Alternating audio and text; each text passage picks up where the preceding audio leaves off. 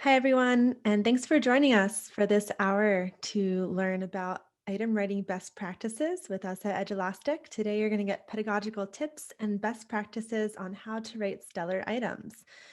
We're really glad you're here tonight with us. This is part of a two-part mini-series. Our first event was last week, General Item Authoring 101, which is now on our YouTube channel. You can check it out. And tonight we're bringing you the second part of this two-part mini authoring series, which will also be posted on our YouTube channel at the end of the event by tomorrow. So you can visit anything that is shared today. And we're really excited to have you here today. If you are new to Edulastic or getting to know it, you'll really come to understand that authoring can be such a big part of the Edulastic experience. You can write your own items, find a bunch of content on the website. And so with this mini series, we're hoping to open your eyes and understanding to what is possible. So thank you for joining us. A little bit of housekeeping before we get started. So first of all, please know that we want to hear from you throughout today's presentation. The chat is available for that. You can set your little to box. So it says to panelists and attendees so everyone can see what you're sharing or asking or saying. We also invite you to ask any questions in the Q&A box. And those are questions we will either answer throughout the presentation or at the end of the presentation during Q&A time. So some of those we might answer directly, others will answer verbally. And if we could go ahead and try out the chat, please type in where you're tuning in from and what you're hoping to get out of today's presentation. Give you a moment to do that. While you're doing that, I'll introduce myself. My name is Ileana Betancourt. I work here at Edulastic to help connect educators with awesome resources like the ones we have here on Edulastic.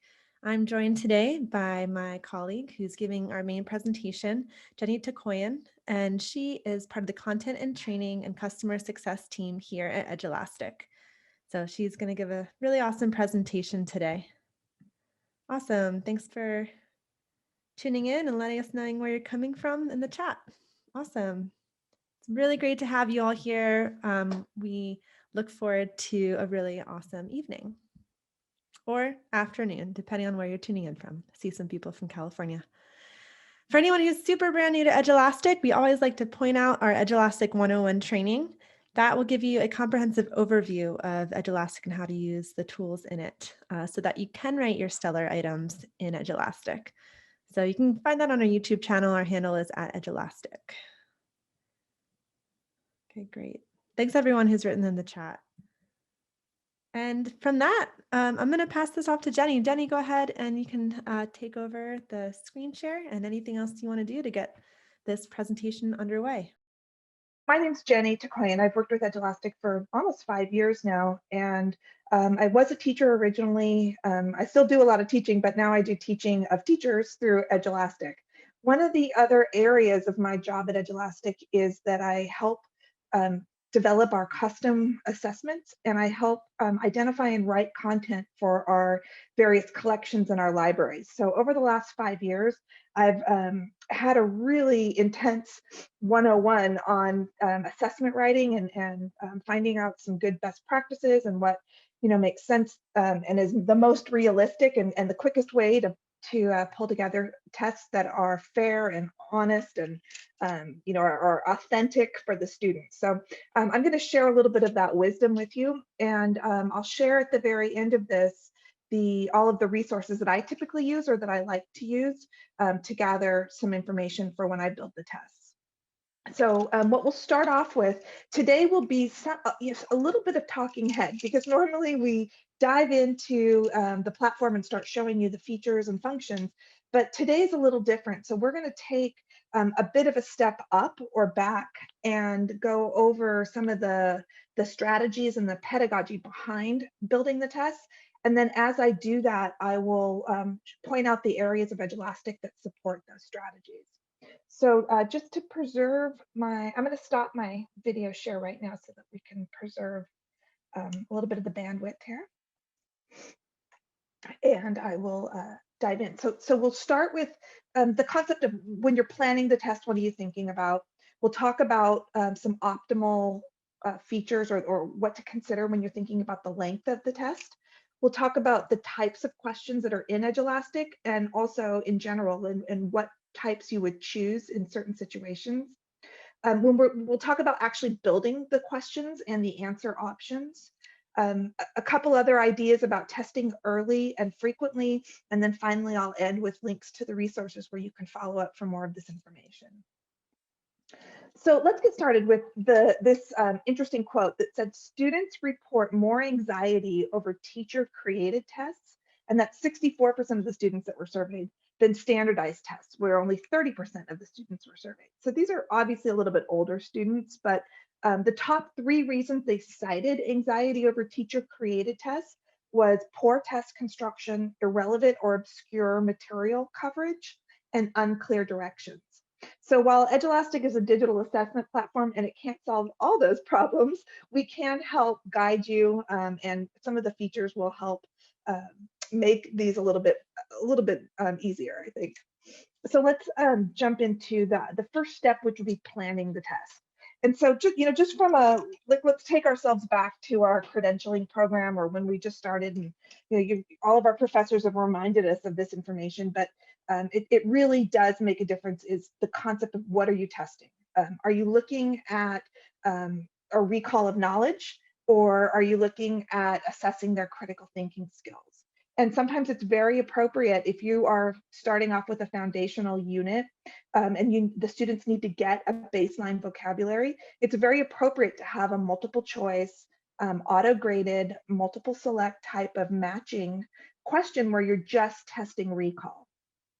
Otherwise, maybe towards the end of a unit or deeper into the year, or if you just want to pull together the skills that they've learned over the years and see how they synthesize, then you would do something that's a little bit more analytical, a little bit more along the critical thinking skills, or even the creation level of the spectrum, in terms of recall being the very basic all the way up to actually creating or modeling or developing something that's original. So there's Edulastic can support both of those kinds of testing, and that's everything from our auto-graded questions all the way up to open-ended drawing type questions. So we'll talk a little bit about that. The other thing to be thinking about is how does it relate to the course material? So is it actually covering the objectives that you have that have been set out by the curriculum? Is it addressing all of the units, the steps, the major key points? Is it measuring that, or will the students be surprised? Will there be something thrown on the test there that they're not ready for, and whether that's content or that's maybe even a question type? So those are some of the things that you want to think about when you're just brainstorming, what is this test going to look like? And then finally, clear and concise instruction. So each one of these relate to some of those points that the students had made in the quote on the previous slide. But do they again know what to expect? Have they seen that type of question? And so Edulastic does also have some ways, some practice tests and some formative tools that you can use to give them that exposure before the real test, when you're really measuring their knowledge versus their ability to maneuver through a tech enhanced question type, for example. Another kind of interesting thing before we move on is that 48% of the teachers that were surveyed by Education Week said that they had not had any formal training with test prep. The ones that had it, 52% of those had gotten it early on when they were in school and pre-service training, and then a small number of the rest had gotten it as an in-service training, or like a one-day PD during their term as a teacher. But for the most part, more than almost half of them had said that they had never had any true experience building tests. So it's something to think about that.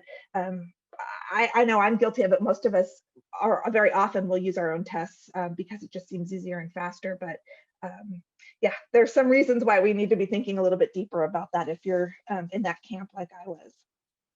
So let's move down here. Before, I promise we'll jump into the product, but I do want to sort of lay the boundary or the groundwork first. So let's now think about the length of the test. This comes up a lot. If you have a 45-minute period that you want them to take a test, whether it's for like you're a high school teacher and they only have that much time in your period, or if you are an elementary school teacher and you've just designated a 20, 30-minute time period, or even less, depending on your students' attention span. So thinking about the length of the test, here's something that's very interesting to balance, and that is that the more items you have on a test, the more reliable those results are. And the reason for that is that if one wrong answer won't completely skew the grade. So if you can imagine a 5-question test, they miss 2 or they miss 1, and that's already marked them down a significant percentage score. So it doesn't give you a reliable measurement because it could just be one off moment or one misstep. But also, the more questions you have on a standard, the more reliable it is that they're actually, you can compare different ways and see how they're mastering that standard. So whether it's a recall question on one standard, and then on the same standard you ask a deeper level question or even the highest level question, the more you can mix into that, the better. But that being said, there are drawbacks to long tests, and that's that students can get tired, and then you're not really accurately measuring their um, you're not accurately measuring their knowledge. They could, if you have too many of the same types of questions on a test, you could you could they could get bored from that or tired from that, and again, you're skewing your results. You're not getting an accurate measurement. So you kind of have to pull all of those things together and come up with an ideal test time. What I have discovered from working with districts is we tend to go around 20 questions for a 40-minute test, and that's typically in math. If you're talking about essay prompts, then we go a little bit longer. We go almost 60 to 75 minutes for something that has a combination of essay and multiple choice or classic question types. So that's not set in stone. That's just a general rule of thumb that we have seen to be pretty consistent and pretty desired by the districts that we're working with. Another thing when you're thinking about the length of the test and building it, constructing, the actual operations behind the test, is you want to think about mixing up the question types. That way you're not just testing their knowledge of a certain question type. So you are, maybe a student just doesn't understand a tech enhanced type question, some kind of a drag and drop, or maybe they aren't proficient on a keyboard and so they're not responding in the way that they should on one item type, but that's not actually measuring their knowledge of the topic matter. It's just measuring the type of question that they're struggling with, for example. So mixing up the question types, Edulastic has lots of question types to address that. And then another thing to think about is you want to put the easy, or oftentimes a good strategy is to put the easier items up front to reduce the level of anxiety that students feel they can kind of ease into it and get really comfortable with the topics or the test situation before they have to gear up for the harder, more thoughtful responses. So those 4 key things are stuff that we think about. And using Edulastic, I'll show you each of these, but you can use the pause for tests. If you're going to have a long test, you could break it into 2 days, and you can use the pause feature, which locks all students or some students out. You can do it with individual or with the whole class.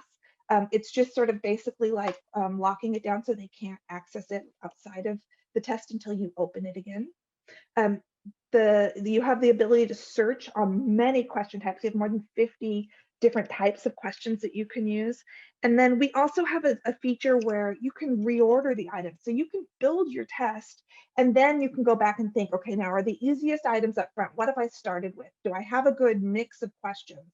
And from there, you can very easily reorganize and reorder the assessment. So when you're building it, you can just think about the build, and then you can polish it or finesse the approach on the back end. So let's jump into one more area before we go into the product itself. And let's talk about the types of questions. So there's generally 2 camps of questions. There's the objective items, which are often called in the world of testing or digital testing, they're called classic item types, and those would be multiple choice, those would be multiple select, true, false. And we've kind of expanded it in Edulastic because it could really be any thing that is auto-graded in Edulastic is an objective answer, and that is a way to get where students will select the best response from multiple responses, or they will enter the one response, whether that's typing in an answer or like a one word, or typing in a number, or using like a drop down box, something like that. So that those are often best used when you're using an assessment that is going to be repeatable. So you want to use it year after year, or semester after semester, and you don't want to worry about students passing on the information, or catching on to what the test is all about. Those objective items are good for that. They're also good for longer tests as well. So if you're looking at a wide amount of material, like at the end of a school year, you're doing a summative assessment, then that's a good reason to look to those objective items. The subjective items are more along the lines of what we call constructed response, or their essays, short answers. They could be drawing response item types. And those are where you're looking for an original answer from the students. And you're using this most often when you're evaluating their approach. So if it's a math problem and you're asking them to explain how they would go about solving something, or which strategy they would use to solve a problem, that's where you would want those constructed responses. It also ranges to the very typical essay question, where you're asking them to write an essay. And that would be one of those ones that you would only use once, or occasionally, or you'd mix in every few years if you were worried about students passing along the information, or helping prepare other students for what the test would be about. So these are often original answers. They're ones that you're using at a one time. They also tend to be very manually intense for the teachers to grade. So there's that level of it as well. Um, but Edulastic does support both types. The other thing is going back to what we talked about earlier in the presentation, and that's cognitive consideration. What exactly are you trying to test? So if you are looking at like a foundational unit, as I mentioned earlier, where they need to have maybe it's like a science class and they need to have some terms down before they move on to the next level, then something like a drag and drop, or a fill in the blank, or a choose matching type of question are very appropriate for a recall level of test. And so, but oftentimes, we want to go beyond that. And so we want to, again, have a little mixture of some higher order thinking skills, some applications, which sort of falls in the middle, and then all the way to the bottom, which would be the recall and the basic recall. So in Edulastic, you can use our settings to track the DOK and the Bloom's taxonomy settings.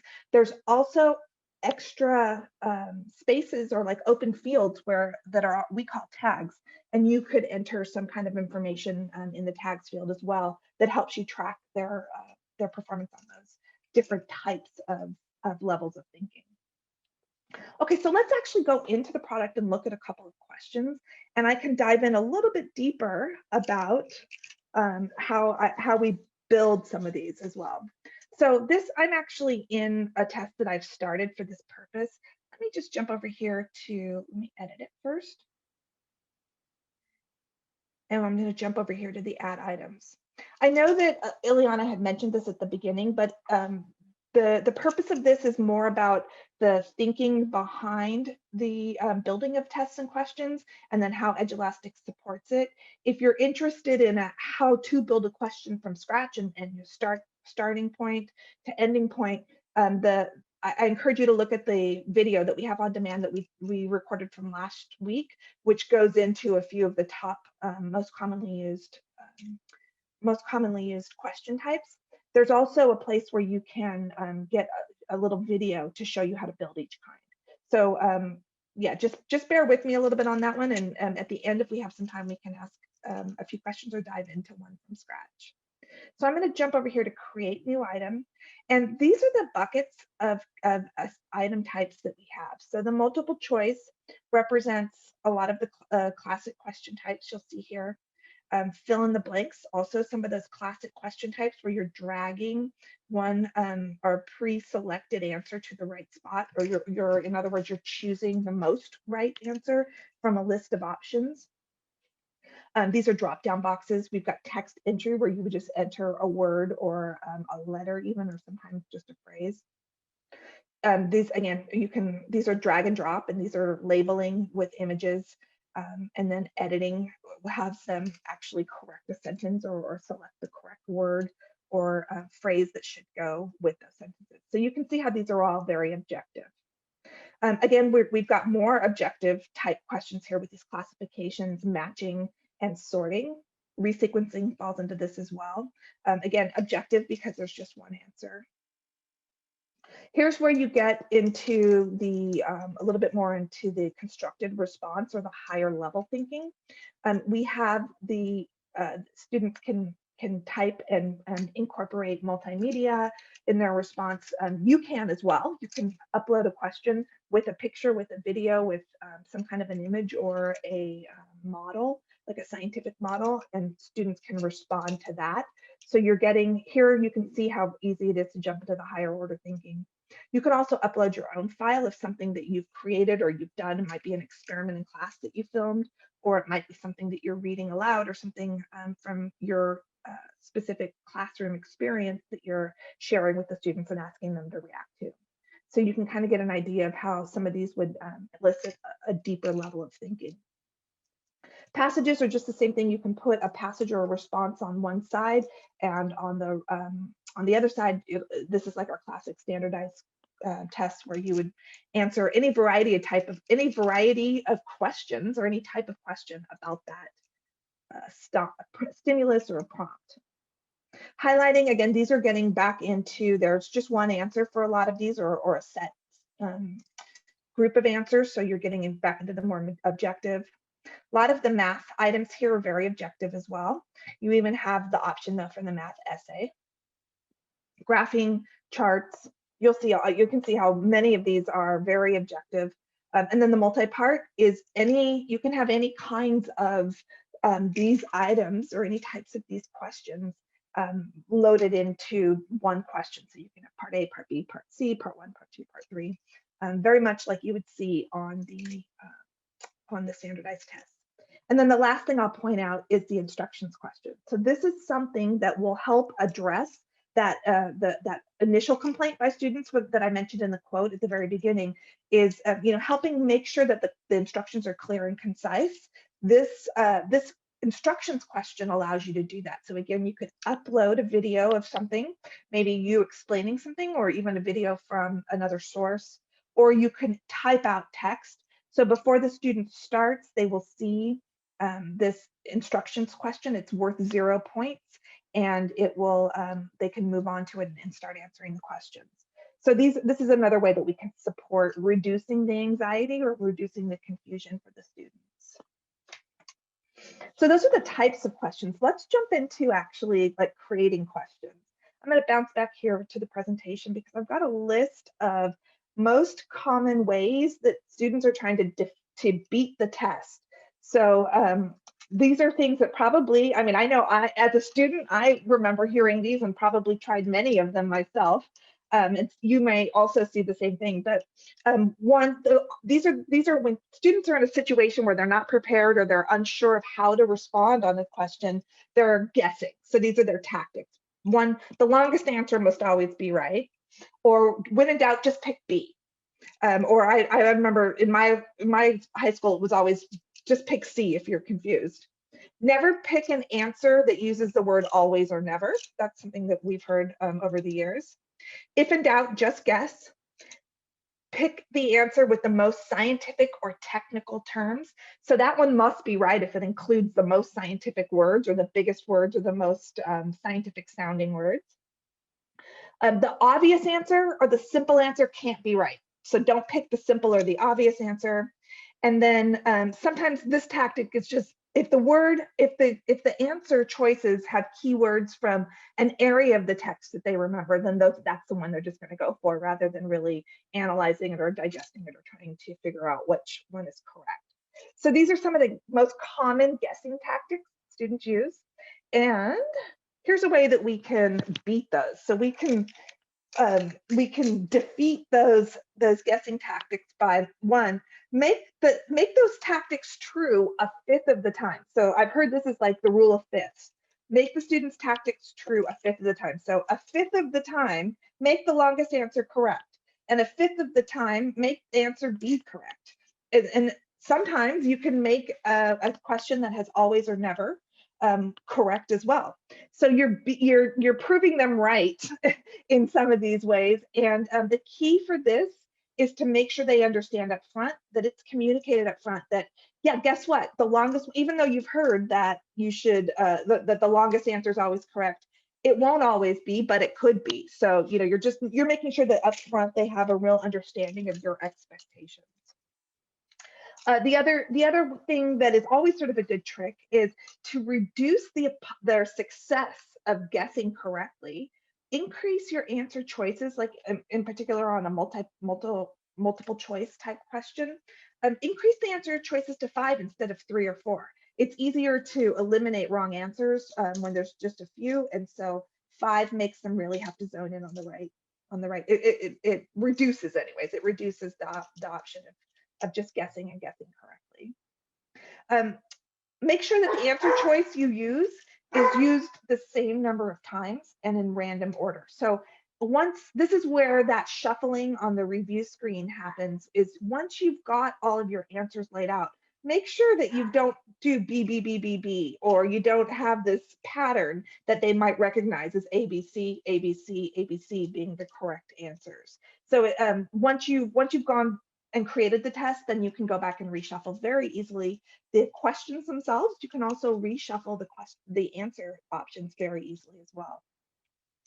And then the other trick is to set up your answer choices in a consistent manner. And as I mentioned earlier, communicate that to them. So students will always know that you order on a multiple choice question, for example, A is always going to be the smallest number, B is going to be the next largest, C is going to be the next largest, and D will be the largest number. And so you're going to go in numerical order, or some teachers go in alphabetical order. Some teachers go by the shortest words are first, or the longest sentences are last.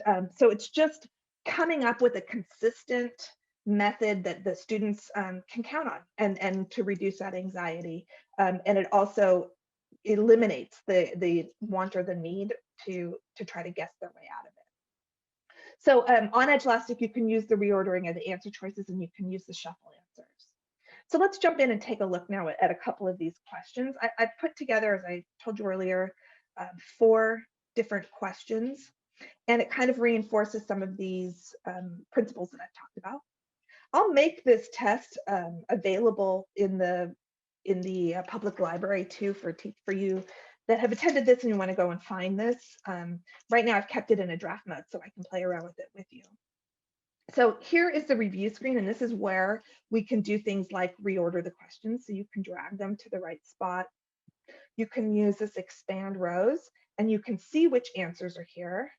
And so you can kind of get that sense of, am I consistently choosing the same answer, or is it the same order, the same letter, etc., or have I got a good mix?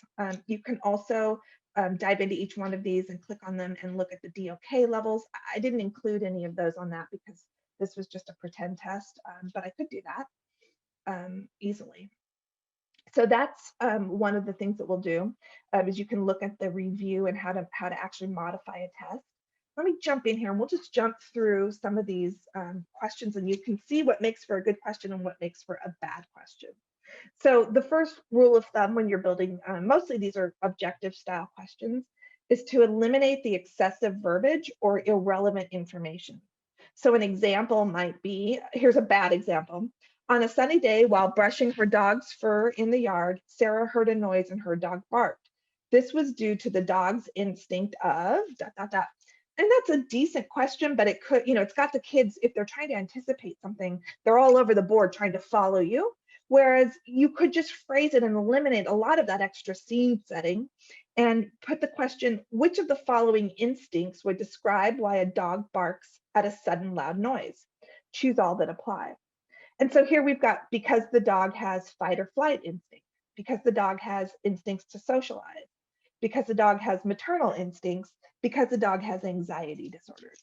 So not only is this example showing you a lot of extra verbiage in the stem or the prompt, but it also has extra verbiage down here, which could, again, be a little bit distracting or frustrating for a student. So in this situation, what I would do is I would stick with this kind of a question, and I would remove all of these. And so now you're looking at just the fight or flight instinct, instincts to socialize, and maternal instincts. And you can see how concise this is now. And it just reduces that extra noise or the extra thinking that a student might bring into a question, extra assumptions. So that, speaking of dogs barking, this is, you're not part of an Edulastic seminar until you've had an interruption from a dog. That's sort of our rule of thumb. Okay, so we'll just ignore that. And so you can see some of the changes that we've got here. We've made it a lot more simplified. Now, these tend to actually be sort of about the same size, but if I wanted to play around with making it a different order, I could actually just shuffle this here. And so now I'm kind of going, in a way, I'm going by size order. I could also do it by alphabetical order. So students would learn to be to know that I'm setting up all my questions alphabetically, and there's no hint or guessing into which one is correct. So that's just one of the ways that you can do it. And while I'm on this question, I'm going to jump over here to the metadata. And this is where you can add or track those levels of thinking. So this one would be recalling some knowledge, probably that they've read. I'm giving a scenario. So this might be, sort of an application question.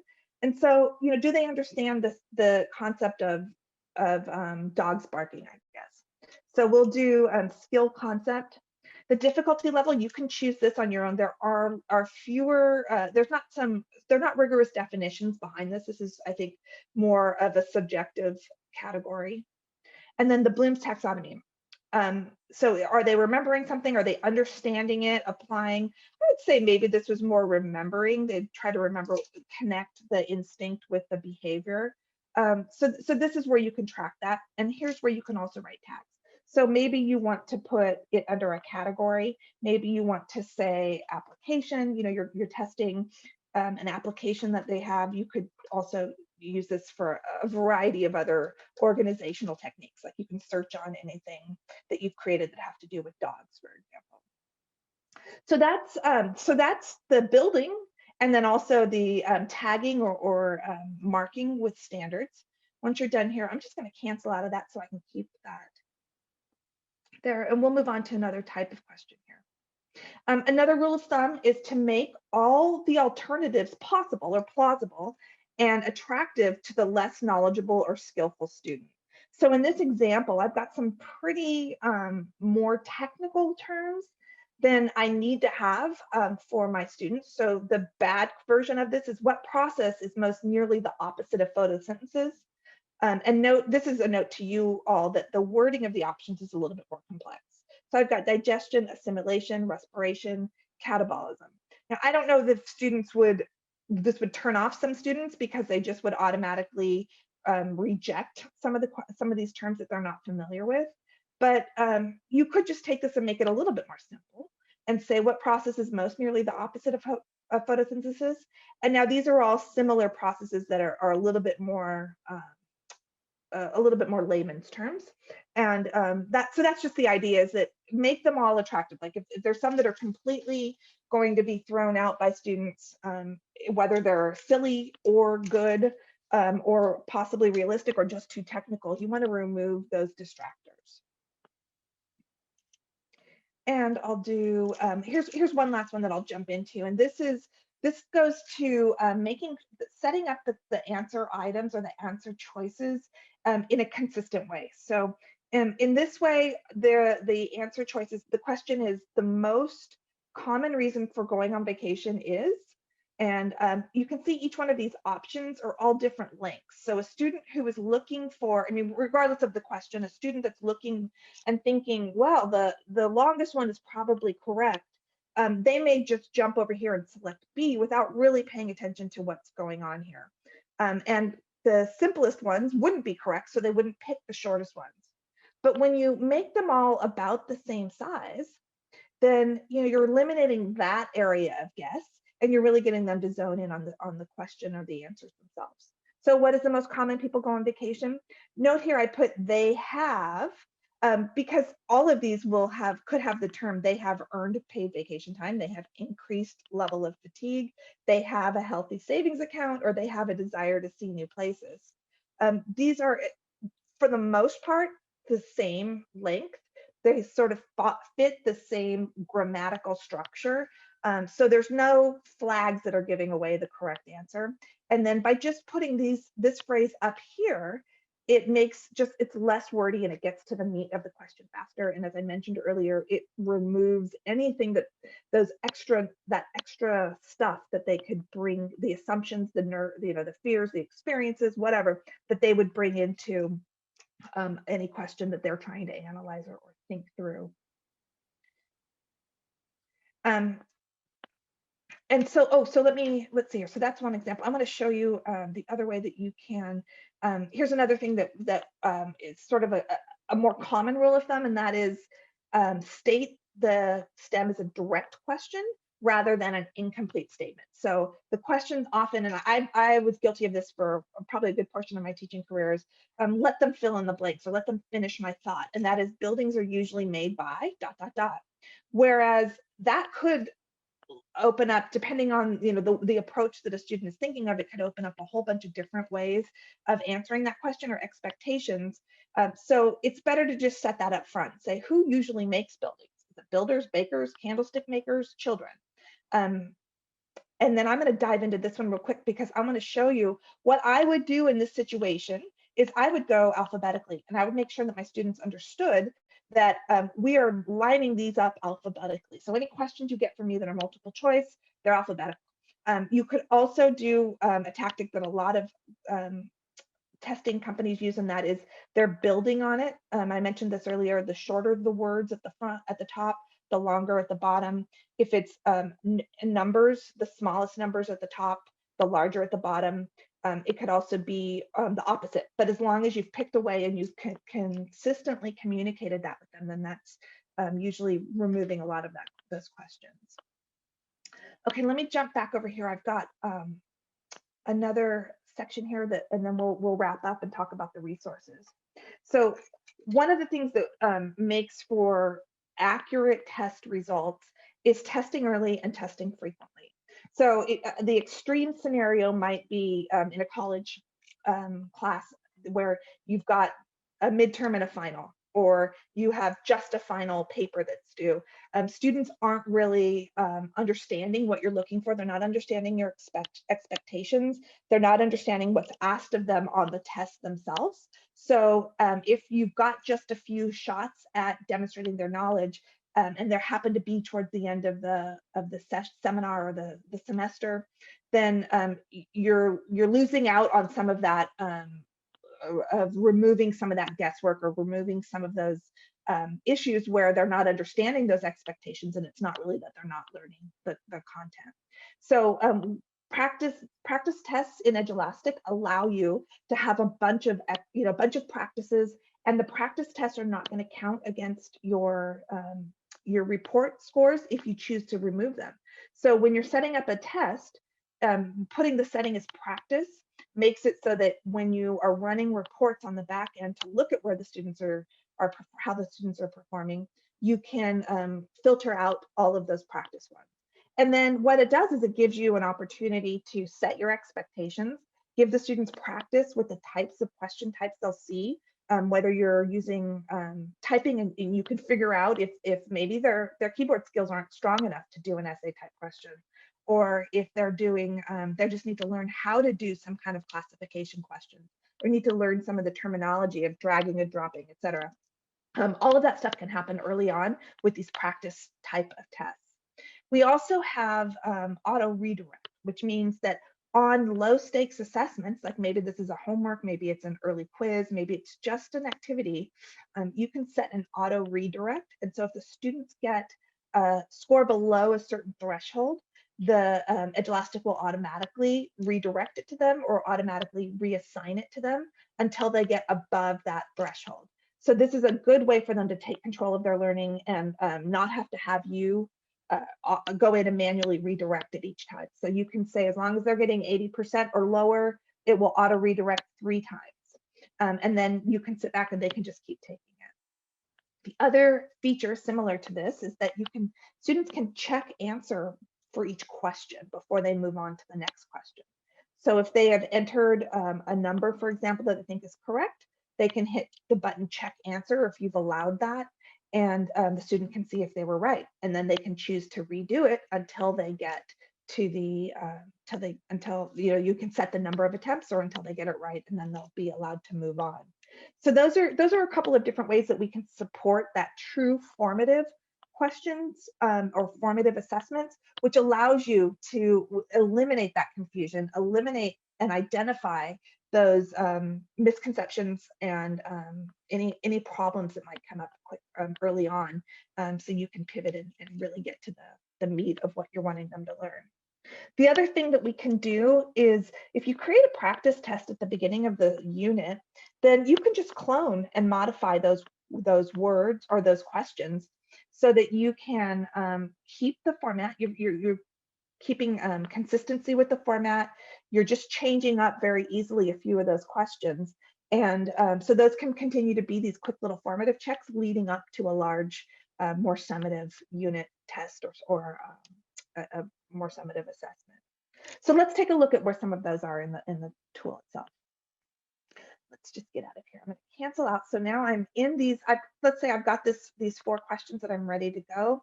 I'm going to go over here to the settings, and you can do this in 2 places. So we've got settings for each assessment that you can set up and make it sort of a template, so you don't have to keep redoing it. We also have, when you actually go to assign, these same options are there, and you can override the test settings and turn them into adjusted at the actual assigning moment. So here's where you're going to talk about the type. If you want this to be a formative quick check, you're going to use this practice. And if you want to use instructions for them, this is where you'll turn them on and you'll type those in. So you may use a calculator. This instruction type will show up for them on the beginning of the test. The release scores, I think some of the stuff is just sort of, you probably have experiences before. They're partial scoring or all or nothing type of scores. Again, you can see how those would be useful for students in their learning process. If it's a high stakes test, you wouldn't want to turn this on. If it's a formative quick check practice test, you might want to show them everything and they can see how they've done. You can give credit, full credit, partial credit, or partial credit, but not penalize for the wrong answers. So all of that is an option here as well. Again, you can see when those would be appropriate. Before I go too much further, these settings are across the whole test. This wouldn't be per question. This would be setting these up for all of the questions on the test. And then down here, I'll show you, here's the maximum attempts allowed. Here's the check answer tries per question. So right now it's set up that they can check each answer 3 times before they move on to the next question. So this again would be a real practice scenario, but you could change that to any number of times up to a certain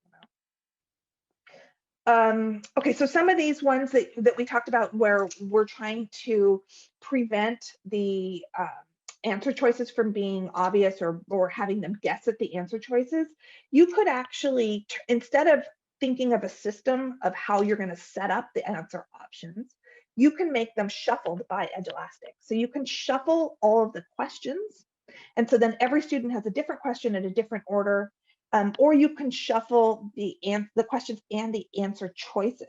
So if students know up front, everybody's got different order of questions and everybody's got a different order of answers. So don't try to guess. The computer's the one that's setting this up. That again, eliminates them trying to spend their resources or their time to guess at what the right answer might be or what your strategy is behind selecting the right answer versus the wrong ones. So this is where you could do this sort of anti-cheating, shuffle the items. And we have a couple other things that you can do that fall more under the anti-cheating or time tests that are less about when you build a question, but you might want to consider, for example, if you're building an essay question and you're making it a time test, that you want to preserve the true authenticity of this exam, you'll want to make sure that you've set that appropriately. So that's time tests. And again, all of these are found on the settings screen. So once you've done that and you assign it, then the students are having this experience. Let me show you, I'm going to bounce over here to the pause setting that I talked to you about earlier today. So if you have a very long test, excuse me, if you have a very long test and you want to pause it in the middle of the test, or so you're not getting them into that fatigue or that tired state, then from the live class board is where you pause this test. So let's find one that looks like it might be open here. I probably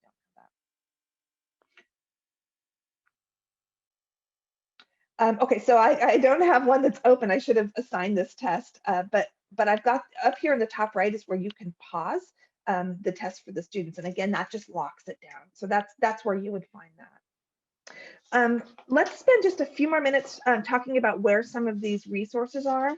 And so I'll jump back over here and show you. So a lot of my favorite handbook is this one called "Is This a Trick Question?" This will be made available to you. This deck and these links on another handout basically will be made available to you, so you can go to these. But this one is my favorite one. It's a really long sort of summary handbook that was created for teacher education. So students that are teachers that are lucky enough to learn this and study it in class before they teach, this is a good place to get that. There's a couple short articles if you're looking for just the quick tips to refresh your mind. Here's how to write multiple choice questions based on Bloom's taxonomy.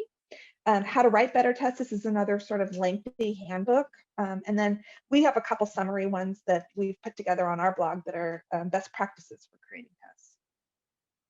If you're actually wanting to write your own and you've got caught in some of the places for about how to actually build a test, you can go to our blog. We've got some information here. We also have in our help desk, you can access any one of these kind of writing, or excuse me, any one of these reading and article and videos on how to. These also are inside the test. Whenever you're creating a question, I will point out the short little video in any question that you create. And that usually that'll walk you through the basics. I'm just going to make a fake thing here so I can get on to the next page. And when you're creating a new item, you'll see the how-tos right here. This launches the little video. It also is down here on the bottom left. So it'll just walk you through the first step-by-step how to build these kind of questions. So that's another resource. When you get to playing around with different types of questions, you can explore it there. And I think that at this point I can pause and answer questions for you. Awesome. Thank you, Jenny. What a thorough overview and a lot of great information in there. We did get a couple questions coming through the chats, and I do want to invite anyone who has questions to go ahead and put them in either the chat or the Q&A box, and Jenny can get to them. Yeah, so I'll start with the one from Robert that asks about marking the file that's been uploaded to the upload file question type. And so students can use, depending on what type of question you're using, the students can use a scratch pad to mark it up, and then you can see it as the teacher when you're grading it. But we don't have like an annotation tool yet. It's something that's asked for frequently and most certainly needed with passages, for example, but we currently don't have that way of them marking it up and annotating as they go along. You can upload an audio file as well. It's just part of that, the media, where you would upload a media question. Anytime you click into a text box, you can upload the video here. So here you can just put a link. You can embed code to just an audio file, or you could just upload it. There's also a way that we're rolling out features probably for next school year where students can upload their own work and students can upload their audio files. It's a technology that we had originally had at the beginning of the school year, but we were having problems because there wasn't a limit on the file size. And so it was slowing down the teacher's experience and the student's experience. And because it would be like a very heavy image or a heavy file. So we had to pull that down and sort of rethink how we were going to let that happen because there's so many variables that the network at the school site, the network, whatever was happening in the weather that day, all of it would factor into creating a poor experience when it was very heavy files. Let's see here, we've got Robert. Okay, so yeah, Robert, another good point. He says, I agree with the easier questions at the beginning, but I need to scramble questions to prevent cheating. So can you create sections? And we don't have that right now, but what I would recommend doing, if it worked with the way that you were collecting data, is making 3 different, like a section 1 test, section 2 test, section 3 test, and assigning them all at once. You could assign it using something called our playlists. And so section 1 might be easy scrambled questions, section 2 or module 2 on the playlist would be the medium and scrambled, and then the third module would be the difficult scrambled. So it's not exactly what you're looking for. It would be great to have that, but we do have a sort of a workaround, and that's using playlists or just simply assigning 3 different assessments to them. Let's see here.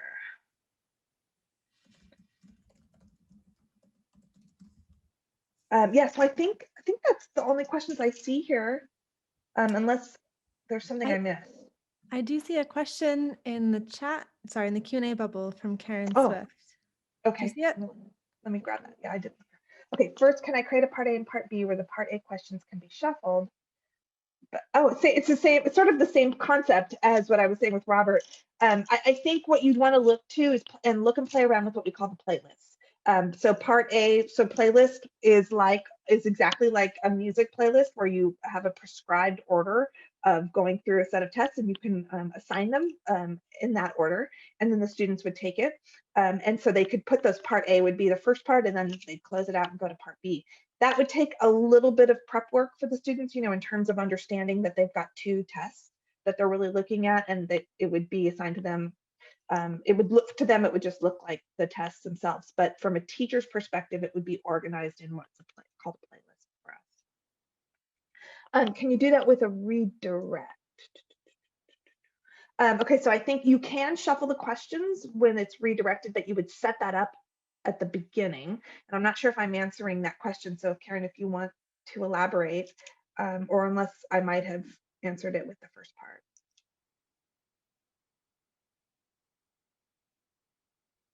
And then someone was asking about help with finding something that they're looking for. So I just posted our new knowledge base. It's a new help center that we just launched. The link is in the chat, and that is a place where you can find tons of articles. We're continuously adding to it, and you can also ask questions on there too. Karen followed up with her question about the redirect. Let's see, Ileana, am I still presenting? You're not, but you can take it over again as co-host. Yeah, let me do that real quick. Sure. So yes, you can set a redirect time. And you'll do that in the setup. Just 1 second, let me get here. Let me think here. Let's go into one of my ones that I've done in the past.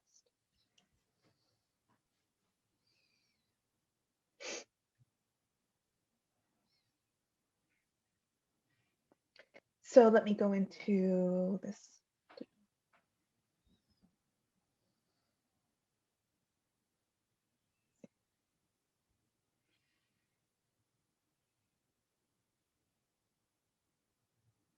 Okay, so if I want to redirect it to this one student, when I select redirect, I'll have a couple of options here. You know what? Actually, I realized that the redirect would go immediately. So you wouldn't set the redirect at a time in the future, it would happen. You just can manipulate the close date. I'm sorry, I was forgetting that. So yeah, so the redirect wouldn't be the solution you would use for doing that, setting up. What you would likely do is set up the assessment on modules and then just assign a very specific time for each one of those to open. All right. Thanks, everyone. Have a great evening.